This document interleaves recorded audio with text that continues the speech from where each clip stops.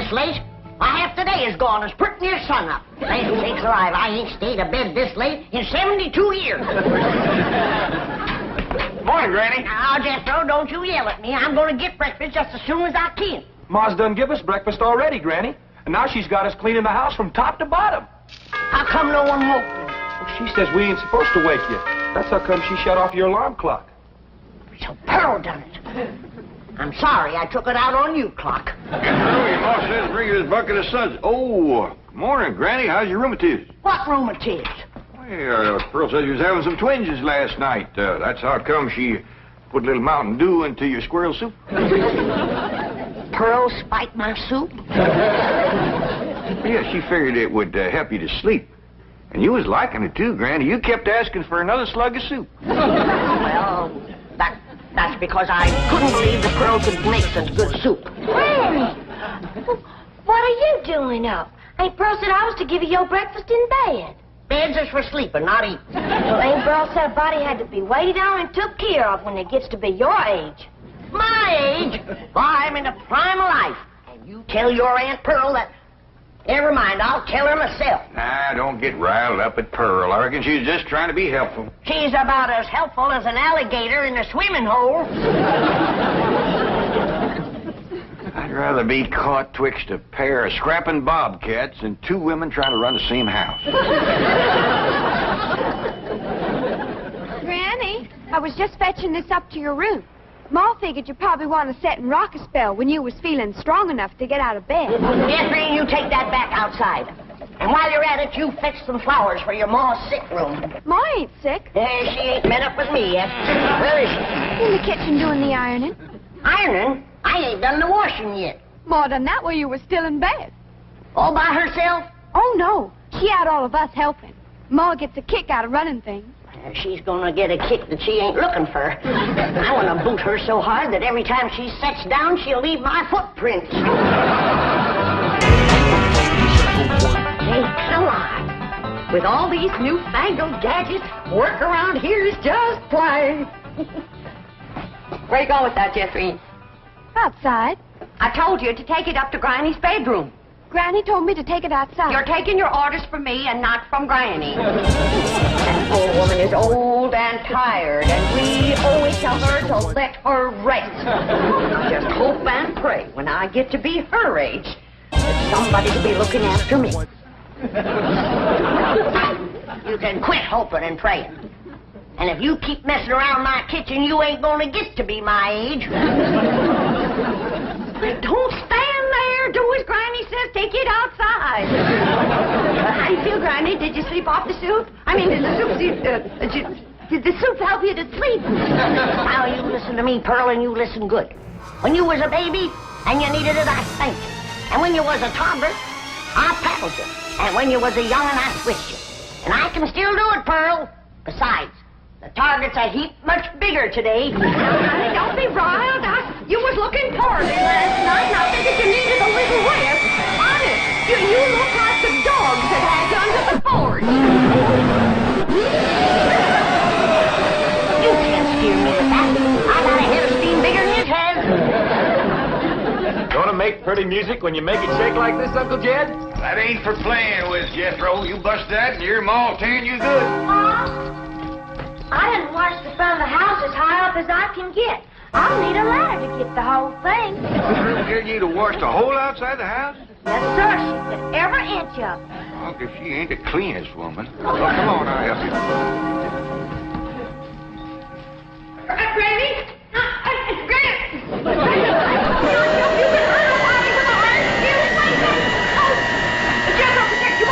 How did Granny hurt you, Ma? You said she was too old to get out of bed.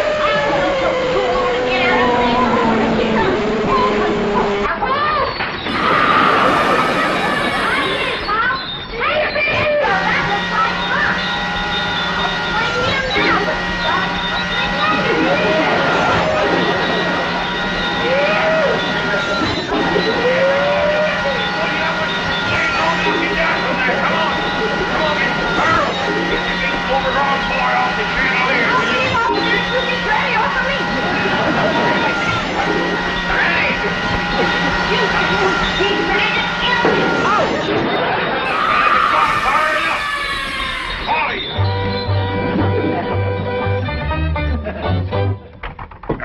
was going to fetch the truck around, and we was all going for a nice long drive and cool off some of the tempers in his family. Ain't Pearl? Ain't Cousin Jethrina coming? Oh, no, honey. She wants to practice her singing. She can go sightseeing another time.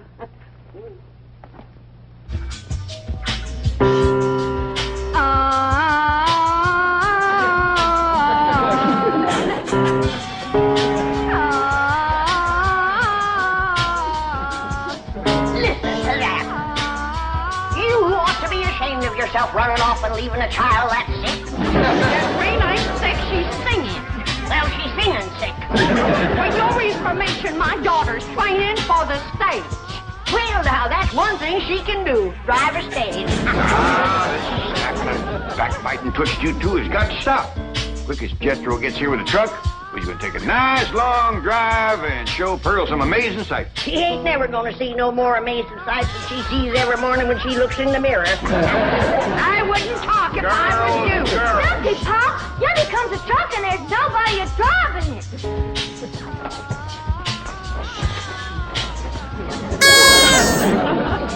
What's the trouble, Jethro? It's out of gas, Uncle Jed. They ain't even enough to get to the filling station. Yeah, I'll tell you what, Ellie, you run the house and get Granny's jug. The big one.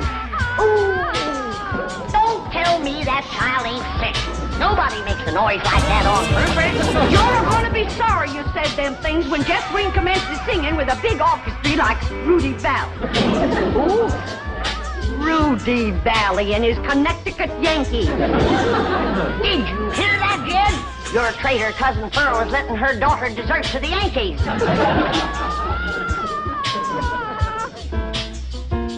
Well, I reckon they're getting what they deserve. Here you are, Pop. Thank you, Ellie Mae.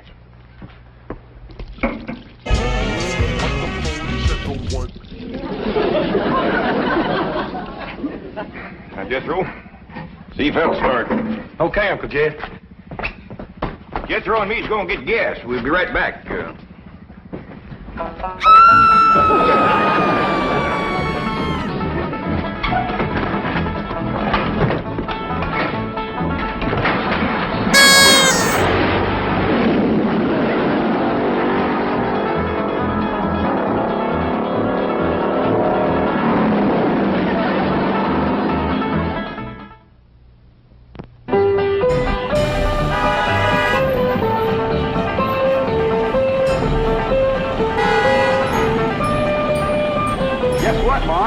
Tell me at school there's lots of movie stars live on this street.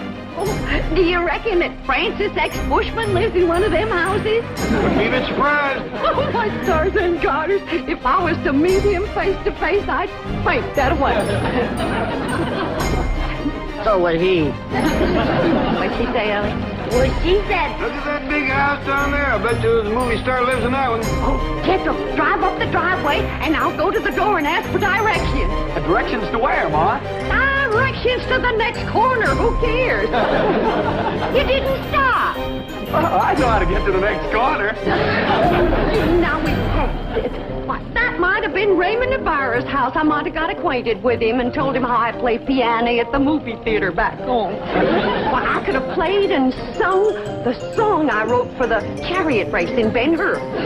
Never down, Pearl. I don't reckon that was Mr. Navarro's house. I got a good look up the driveway as we passed. The barn door was open. There wasn't a span of horses or a chariot in there. Well, slow down anyway, Jethro. Land sakes, if I was to see Rod LaRock or John Gilbert or Hoot Gibson, why, I wouldn't even have time to ask for their autograph. Some women is just plain man crazy. What'd she say, Ellie?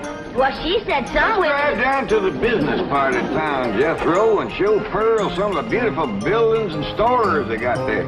Okay, Uncle Jed.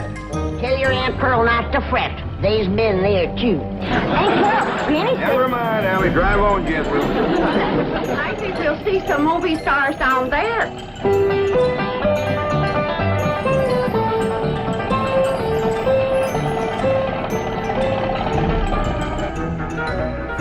Come in, folks. The movie's about to begin. By the way, the wax figures out front are by courtesy of the Beverly Hills Movie Museum. Ducky ain't Pearl. There's the moving picture theater up yonder. Yeah. I wonder if they need a right good first-class piano player. Why, do you know one? I have taken Say, all... Pearl, ain't there movie stars out in front of that theater? Top of my Jethro. I can't believe it. It's Douglas Fairbanks, Rudolph Valentino, and William S. Hart. I have never seen one woman as man crazy and movie star crazy as William S. Hart. Let me off of here. Jethro, drive on before we embarrass them poor fellas. Bill, honey, you're the hero. You.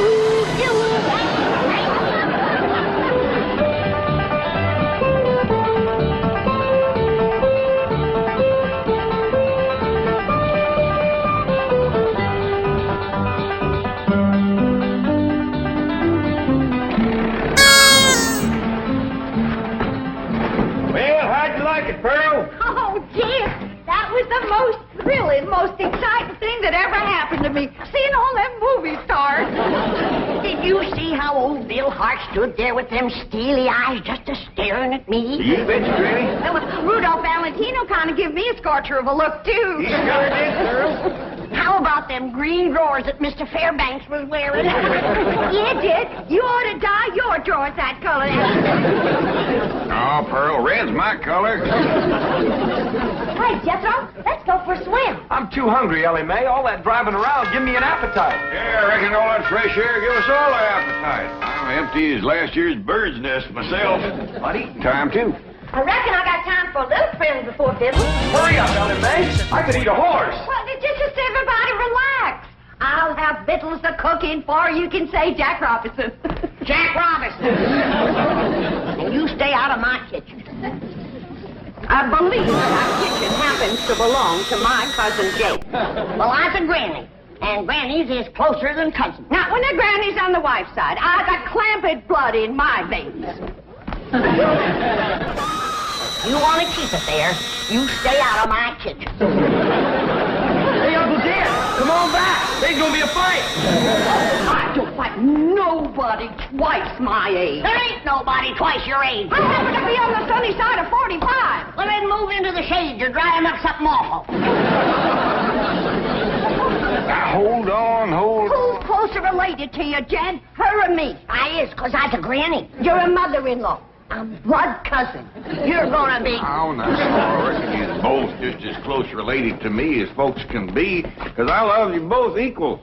And it'd pleasure me if you'd shake hands. And come out fighting. Come on now, shake hands. Granny, you start it off. Come on. Now, shake hands. Come on, Granny, shake hands with Pearl. There you are. Now, Granny, say something nice to Pearl. Go on, say something nice. Pearl? I never did see anything prettier than the weather is today. Now, Granny. Well, that was friendly. Well, say something nice and friendly about Pearl. Don't force her, Jed. Hey, Forstner, she's just trying to think up something extra special nice. Now, ain't you, Granny? Yeah, and it ain't easy. See? Oh, Pearl. She's always bragging on you. How pretty you are. What a nice figure you got. I bragged on Pearl's figure. You sure did. You said Pearl got the kind of figure a man likes. Yep. And then I said, too bad a man didn't get it instead of Pearl. I wouldn't talk if I had a figure as bony as you. Now, Pearl. You're built like a sack full of horseshoes. And you're built like a sack full of doorknobs. Now, let me tell you something. Uncle Jed, you're breaking up a good fight. Yeah, why don't you go out and help your sister Jethrine? Oh, what's she doing? I don't know. Find out what she's doing and go help her. Ah, you never let me have any fun. No. I'm asking you just as nice as I know how to stop all this backbiting and bickering. You're both fine-looking women. I'm proud to be kin to you. Why, if folks didn't know, they'd think you was Ellie Mae's sisters. Oh, Ellie, honey. Now, why don't you take these two pretty girls swimming down to the cement pond? That ought to cool them off. In the dead of winter? Oh, the water stays warm all year round, ain't Pearl? Yeah, it must be fed by some kind of hot mineral springs or something. That ought to be mighty good for your rheumatiz, Granny. And I'll fix lunch while you're swimming. I told you to stay out of my kitchen. And I told you that... Now, that's enough. And I hear one more word spoken in anger out of either one of you, dogged if I ain't gonna take a switch to you. Ain't Pearl? Granny ain't too fond of swimming, but I'd be mighty proud if you'd go with me. Oh, that's a mighty sweet invite, Ellie Mae. Earl, did you bring some swimming clothes? Yeah, I did. Well, now, you run along and get into them. Come on, put them on. All right, doggies. I bet you Pearl in them swimming clothes has got the figure of a young girl. She better give it back before she stretches it out of shape anymore. I didn't say it in anger. I'm smiling.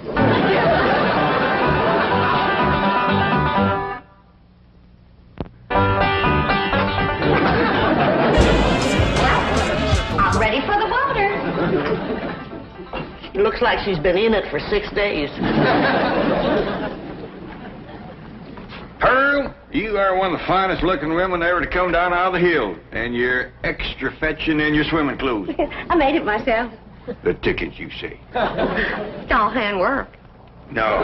Yep. Every gore and gusset and dart and tuck and ruffling and brick-black, I did it all myself. Doggy, that's mighty pretty, and so are you, Pearl. Granny, did you ever see anything like Pearl in her bathing suit? No, sir, I ain't. Well, come on, I'll show you the pond. Ellie Mae and Jethro's down there waiting for you.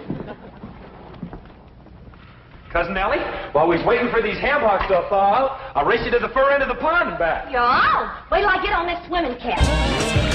Oh, gosh, I wish I didn't have to wear this. Granny says that pond water's bad on my hair. Well, why don't you cut some of that hair off? Hey, that's a dandy idea. Would you do it for me, Jethro? Well, sure. And I could find something to... Hey, there's some shears.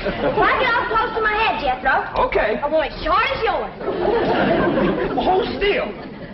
I don't want to shorten your head none. Jethro! Yeah, Uncle Jed. Hold on there! What do you think you're doing? Fixing to cut Ellie's hair. Why get off short, Paul, so as it won't get in my eyes when I swim? I'd sooner cut off my arm than that beautiful hair of yours. Now, don't you never get a notion like that in your head again, nor you neither. You mean I gotta let my hair grow long as Ellie's? Jethro, why don't you try using your head for thinking? I have tried, Ma, and it hurts. Keep an eye on these two. I gotta go back up the house. I will, Jed. Hey, Ma, you want to race Ellie and me to the fur end of the pond and back? In the water? Yes, sir. And get my swimming suit wet? Yeah. Oh, you do bear watching, both of you. You seen ham hocks? Yeah, Ma. Where'd they come from? From pigs, I reckon. How did they get here?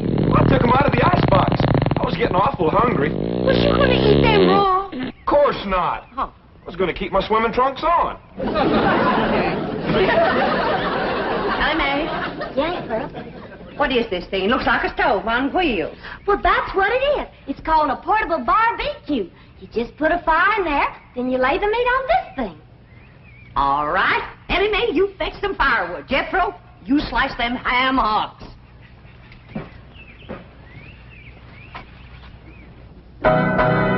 What would you like to hear next, Uncle Jed? Well, can you play Dixie? Why, sure. I sure do like to sing that song. It's right good for dancing, too. Would you do a jig? Well, if the music happens to get down around my feet, I might just cut loose and stomp a spell. Better take my coat off just in case it does.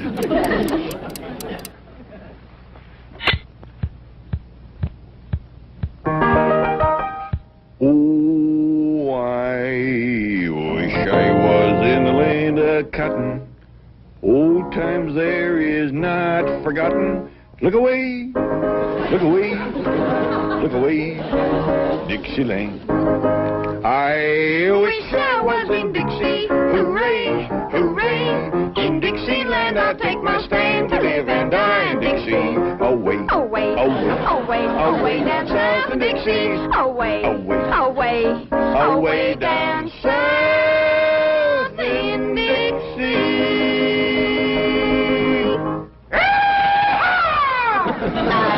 I was in Dixie, away from Pearl. Dixieland, I'll take my stand away from cousin Pearl. Away, away, away down south in Dixie. Away, away, away from Pearl and Dixie. Oh, I was in Dixie, away from Pearl and old Pearl, and away from Pearl and Dixie.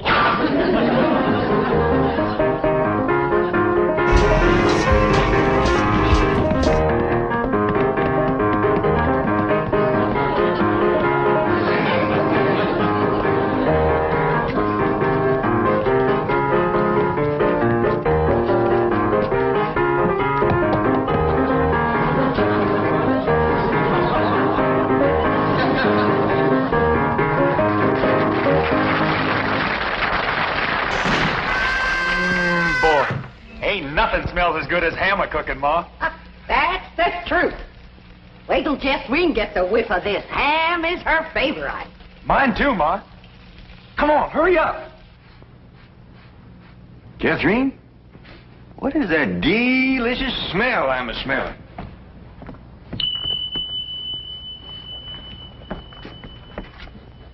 It smells like ham cooking, Uncle Jed. Well, let's get on down to the cement pond, tell everybody we're going to have ham.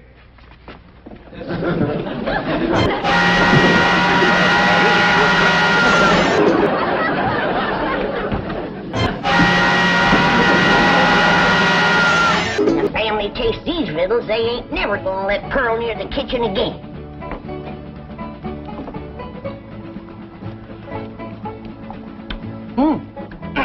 Good. Come and get it!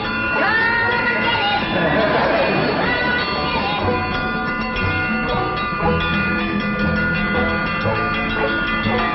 Come on, everybody, whistles on!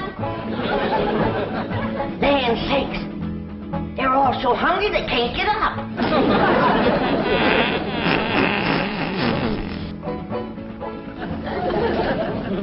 Come on, Jethro, I know you can make it.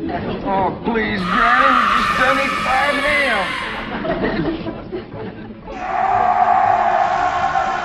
Dad?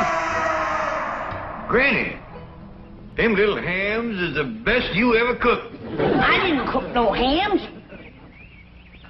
I cooked them, Granny. How'd you get in my kitchen without me seeing you? I cooked them on this here stove with wheels. Ma can cook anywhere. Well, let's see her cook where I'm gonna... Don't do it, Granny.